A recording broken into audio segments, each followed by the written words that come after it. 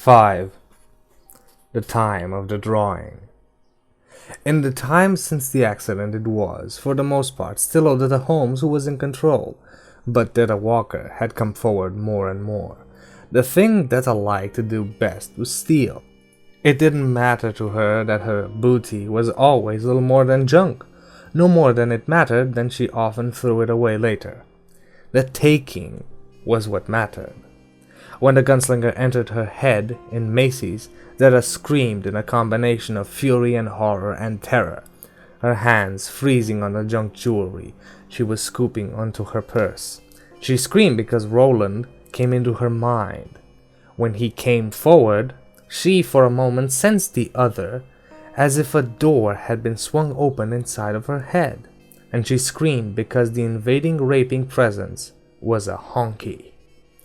She could not see, but nonetheless sensed his whiteness. People looked around. A floor walker saw the screaming woman in a wheelchair with her purse open, saw one hand frozen in the act of stuffing costume jewelry into a purse that looked, even from a distance of 30 feet, worth 3 times the stuff she was stealing. The floor walker yelled, "Hey Jimmy!" And Jimmy Halvorsen, one of the Macy's house detectives, looked around and saw what was happening. He started towards the black woman in the wheelchair on a dead run. He couldn't help running. He had been a city cop for 18 years and it was built into his system. But he was already thinking it was gonna be a shit bust. Little kids, cripples, nuns, they were always shit bust. Busting them was like kicking a drunk. They cried a little in front of the judge and took a walk. It was hard to convince judges that cripples could also be slime. But he ran just the same. 6. Roland was momentarily horrified by the snake pit of hate and revulsion in which he found himself. And then he heard the woman screaming, saw the big man with the potato sack belly running toward him, saw people looking, and took control. Suddenly, he was the woman with the dusky hands. He sensed some strange duality inside her, but couldn't think about it. He turned the chair and began to shove it forward. The aisles rolled past her. People dived away to either side. The purse was lost, spilling Odetta's credentials and stolen treasures in a wide trail along the floor. The man with the heavy gut skidded on bogus gold chains and lipstick tubes, and then fell on his ass. 7. Shit! Halvorsen thought furiously, and for a moment one hand clawed under his spot coat, where there was a .38 in a clamshell holster. Then sanity reasserted itself. This was no drug bust, no armed robbery. This was a crippled black lady in a wheelchair. She was rolling it like it was some punk's drag racer, but a crippled black lady was all she was just the same. What was he gonna do? Shoot her? That would be great, wouldn't it? And where was she going to go? There was nothing at the end of the aisle but 2 dressing rooms. He picked himself up, massing his aching ass, and began after her, limping a little now. The wheelchair flashed into one of the dressing rooms. The door slammed, just clearing the push handles on the back. Got you now, bitch, Jimmy thought, and I'm going to give you one hell of a scare. I don't care if you've got 5 orphan children and only a year to live. I'm not going to hurt you, but oh babe, I'm going to shake your dice.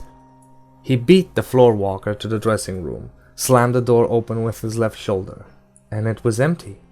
No black woman, no wheelchair, no nothing. He looked at the floor walker, starry-eyed. "Other one!" the floor walker yelled. "Other one!" Before Jimmy could move, the floor walker had busted open the door of the other dressing room. A woman in a linen skirt and a Playtex living bra screamed piercingly and crossed her arms over her chest. She was very white and very definitely not crippled. "Pardon me," the floor walker said, feeling hot crimson flood his face. "Get out of here, you pervert!" the woman in the linen skirt and bra cried. "Yes, ma'am," the floor walker said, and closed the door. At Macy's, the customer was always right. He looked at Halvorsen. Halvorsen looked back. "What is this shit?" Halvorsen asked. Did she go in there or not? Yeah, she did. So where is she? The floor walker could only shake his head. Let's go back and pick up the mess. You pick up the mess, Jimmy Halverson said. I feel like I just broke my ass in 9 pieces. He paused. To tell you the truth, me fine, bucko, I also feel extremely confused. 8. The moment the gunslinger heard the dressing room door bang shut behind him, he rammed the wheelchair around in a half a turn, looking for the doorway. If Eddie had done what he had promised, it would be gone. But the door was open. Roland wheeled the Lady of Shadows through it. Chapter 3. Odetta on the Other Side. 1. Not long after, Roland would think, any other woman, crippled or otherwise, suddenly shoved all the way down the aisle of the mart in which she was doing business, monkey business you may call it if you'd like, by a stranger inside her head, shoved into a little room while some man behind her yelled for her to stop, then suddenly turned, shoved again where there was by rights no room in which to be shoved, then finding himself suddenly in an entirely different world.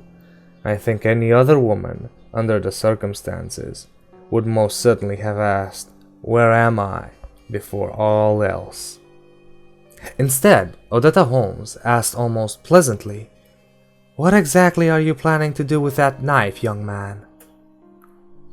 2. Roland looked up at Eddie, who was crouched with his knife, held less than a quarter of an inch over the skin. Even with his uncanny speed, there was no way the gunslinger could move fast enough to evade the blade if Eddie decided to use it. "Yes," Roland said. "What are you planning to do with it?" "I don't know," Eddie said, sounding completely disgusted with himself. "Cut bait, I guess. Sure doesn't look like I came here to fish, does it?" He threw the knife towards the lady's chair, but well to the right. It stuck, quivering in the sand, to its hilt. Then the lady turned her head and began, "I wonder if you could please explain where you've taken me." She stopped. She had said, "I wonder if you," before her head had gotten around far enough to see that there was no one behind her but the gunslinger, observed with some real interest that she went on speaking for a moment anyway, because the fact of her condition made certain things elementary truths of her life. If she had moved, for instance, someone must have moved her. But there was no one behind her. No one at all. She looked back at Eddie and the gunslinger, her dark eyes troubled, confused, and alarmed, and now she asked, "Where am I? Who pushed me? How can I be here? How can I be dressed, for that matter, when I was home watching the 12 o'clock news in my robe? Who am I? Where is this? And who are you?" "Who am I?" she asked, the gunslinger thought. The dam broke, and there was a flood of questions. That was to be expected. But that one question, "Who am I?" even now I don't think she knows she asked it. Or when. Because she had asked it before. Even before she had asked who they were, she had asked who she was. 3. Eddie looked from the lovely young old face of the black woman in the wheelchair to Roland's face. "How come she doesn't know?" "I can't say. Shock, I suppose." Shock took her all the way back to her living room before she left for Macy's? You're telling me the last thing she remembers is sitting in her bathrobe and listening to some blow-dry dude talk about how they found that gonzo down in Florida Keys with Krista McCuffle's left hand mounted on his den wall next to his prize Madeline?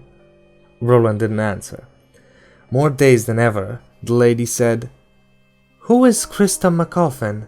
Is she one of the missing Freedom Riders?" Now it was Eddie's turn not to answer. "Freedom Riders? What the hell were they?" The gunslinger glanced at him, and Eddie was able to read his eyes easily enough. "Can't you see she's in shock?" "I know what you mean, Roland, old buddy, but it only washes up a point. I feel a little shocked myself when you came busting into my head like Walter Python on crack, but it didn't wipe out my memory banks. Speaking of shock, he'd gotten another pretty good jolt when she came through. He had been kneeling over Roland's inert body, the knife just above the vulnerable skin of the throat. But the truth was, Eddie couldn't have used the knife anyway. Not then, anyway. He was staring into the doorway, hypnotized, as an aisle of Macy rushed forward. He was reminded again of The Shining, where you saw that the little boy was seeing as he rode his trike through the hallways of that haunted hotel. He remembered the little boy had seen this creepy pair of dead twins in one of those hallways. The end of this aisle was much more mundane, a white door. The words, "Only 2 garments at one time, please," were printed on it in discreet lettering. Yeah, it was Macy's all right. Macy's for sure. One black hand flew out and slammed the door open, while the male voice, a cop voice if Eddie had ever heard one, and he had heard many in his time, behind yelled for her to quit it. And that was no way out. She was only making things a hell of a lot worse for herself, and Eddie caught a bare glimpse of the black woman in the wheelchair in the mirror to the left, and he remembered thinking, Jesus, he's got her, all right, but she sure doesn't look happy about it. Then the view pivoted, and Eddie was looking at himself. The view rushed towards the viewer, and he wanted to put up the hand holding the knife to shield his eyes, because all at once the sensation of looking through 2 sets of eyes was too much, too crazy. It was going to drive him crazy if he didn't shut it out, but it all happened too fast for him to have any time. The wheelchair came through the door. It was a tight fit. Eddie heard its hubs squeal at the sides. At the same moment he heard another sound, a thick tearing sound that made him think of some word, placental, that he couldn't quite think of because he didn't know he knew it. Then the woman was rolling toward him on the hard packed sand, and she no longer looked mad as hell, hardly looked like the woman Eddie had glimpsed in the mirror at all, for that matter, but he supposed that wasn't surprising. When you, all at once, went from a changing room at Macy's to the seashore of a godforsaken world where some of the lobsters were the size of small collie dogs, it left you feeling a little winded. That was a subject on which Eddie Dean felt he could personally give testimony. She rolled about 4 feet before stopping, and only went that far because the slope and the gritty pack of the sand. Her hands were no longer pumping the wheels as they must have been doing. When you wake up sore shoulders tomorrow, you can lay them on Sir Roland, lady, Eddie thought sourly. Instead, they went to the arms of the chair and gripped them as she regarded the 2 men. Behind her, the doorway had already disappeared. Disappeared? That was not quite right. It seemed to fold in on itself, like a piece of film run backward. This began to happen just as the store Dick came clamming through the other, more mundane door, the one between the store and the dressing room. He was coming hard, expecting the shoplifter would have locked the door, and Eddie thought he was going to take one hell of a splat against the far wall, but Eddie was never going to see it happen or not happen. Before the shrieking space, where the door between the world and his disappearing entirely, Eddie saw everything on the side freeze solid. The movie had become a still photograph. All that remained now were the dual tracks of the wheelchair, starting in sandy nowhere and running 4 feet to where it and its occupant now sat. "Won't somebody please explain where I am and how I got here?" the woman in the wheelchair asked, almost pleaded. "Well, I'll tell you one thing, Dorothy," Eddie said. "You ain't in Kansas no more." The woman's eyes brimmed with tears. Eddie could see her trying to hold them in, but it was no good. She began to sob. Furious, and disgusted with himself as well, Eddie turned on the gunslinger, who had staggered to his feet. Roland moved, but not towards the weeping lady. Instead, he went to pick up his knife. "Tell her!" Eddie shouted. "You brought her! So, go on and tell her, man!" After a moment, he added in a lower tone, and then tell me how come she doesn't remember herself. 4. Roland did not respond. Not at once. He bent, pinched the hilt of the knife between the 2 remaining fingers of his right hand, transferred it carefully to his left, then slipped it into the scabbard on the side of the gun belt. He was still trying to grapple with what he sensed in the lady's mind. Unlike Eddie, she had fought him like a cat, from the moment he came forward until he rolled through the door. The fight had begun the moment she sensed him. There had been no lapse, because there had been no surprise. He had experienced it, but didn't in the least understand it. No surprise at the invading stranger in her mind, only the instant rage, terror, and the commencement of a battle to shake him free. She hadn't come close to winning that battle, could not, he suspected, but that hadn't kept her from trying like hell. He had felt a woman insane with fear and anger and hate. He had sensed only darkness in her. This was a mind entombed in a cave-in.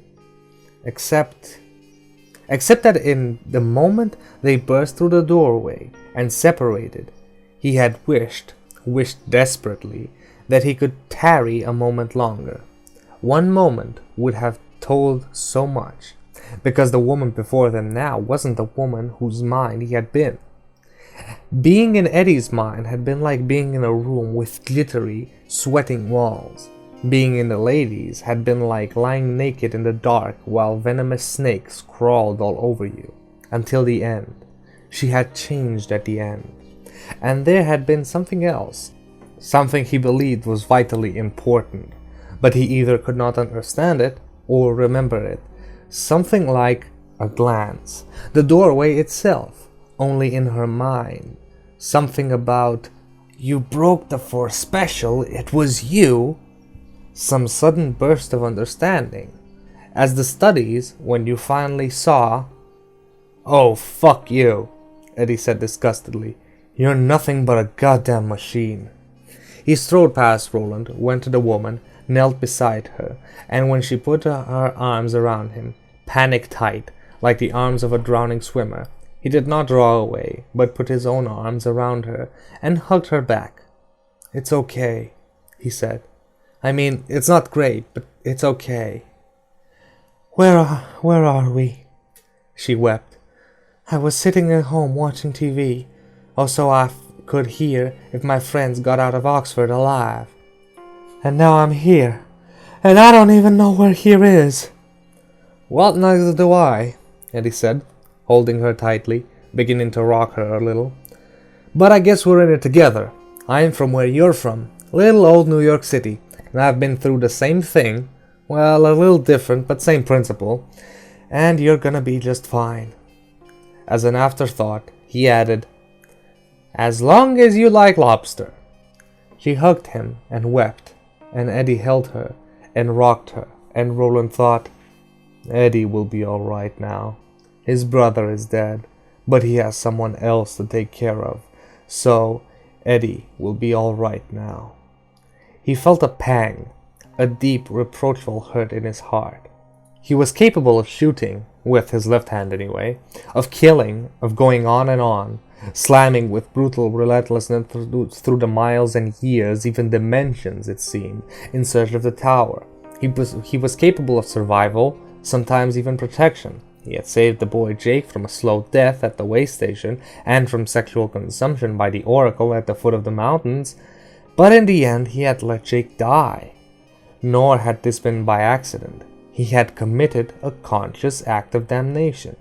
He watched the two of them, watched Eddie hug her, assure her it was going to be all right. He could not have done that. And now the ruinous heart was joined by a stealthy fear. If you have given up your heart for the tower, Roland, you have already lost. A heartless creature is a loveless creature. A loveless creature is a beast. To be a beast is perhaps bearable, although the man who has become one will surely pay hell's own price in the end. But what if you should gain your object? What if you should Heartless actually storm the Dark Tower and win it. If there is naught but darkness in your heart, what could you do except degenerate from beast to monster? To gain one's object as a beast would only be bitterly comic, like giving a magnifying glass to an elephant. But to gain one's object as a monster, to pay hell is one thing, but do you want to own it? He thought of Ali, of the girl who had once waited for him at the window, thought of the tears he had shed over Cuthbert's lifeless corpse. Oh, then he had loved. Yes, then. I do want to love, he cried.